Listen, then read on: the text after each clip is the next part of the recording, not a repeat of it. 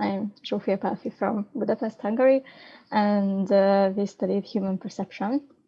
And we did that in a Bayesian framework, which means that when we perceive something, then it's a combination of a likelihood estimate and a prior estimate.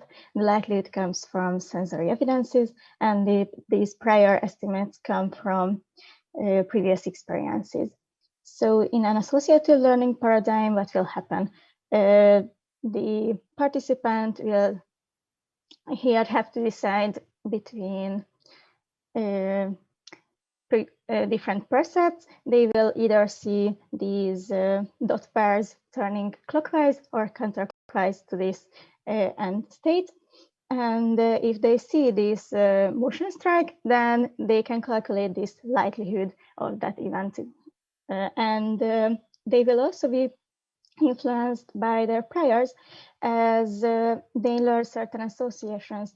If they learn that after a lower tone, they will mostly see a clockwise turn, then they will expect that. They can answer faster, for example. But the role of the priors becomes more relevant when the stimuli we see is ambiguous. That is quite common in everyday life. What we see is noisy and there's much uncertainty.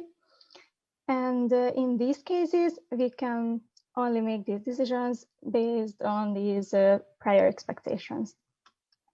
In our study, we were motivated to find out if auditory or visual cues have greater influence on visual motion perception, as these previous studies had to include cross-modal integration, and there might be different strategies between participants. So we wanted to see if there are temporary stable differences between participants.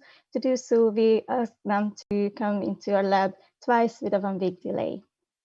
So in our method, in every 40 trials, we used 4 types of trials.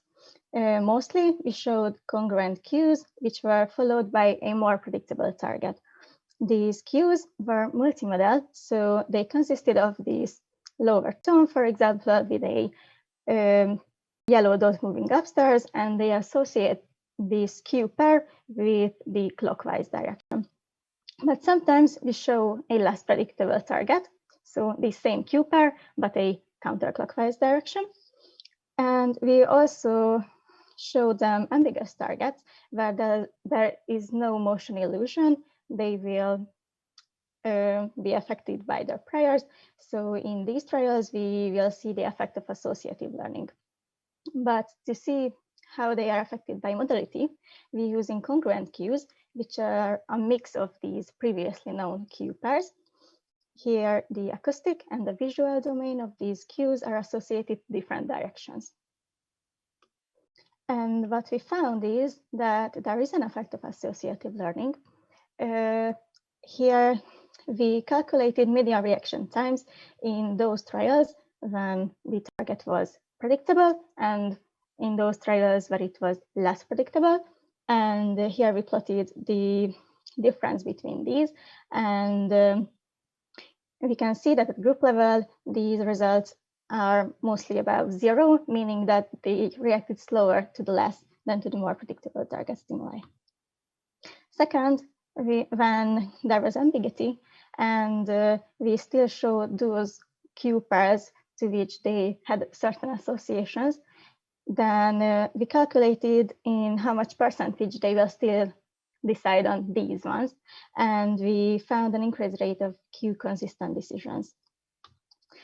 But what about the incongruent cues, where the modalities were switched up a bit and they had different expectations to the acoustic and to the visual part of the cue?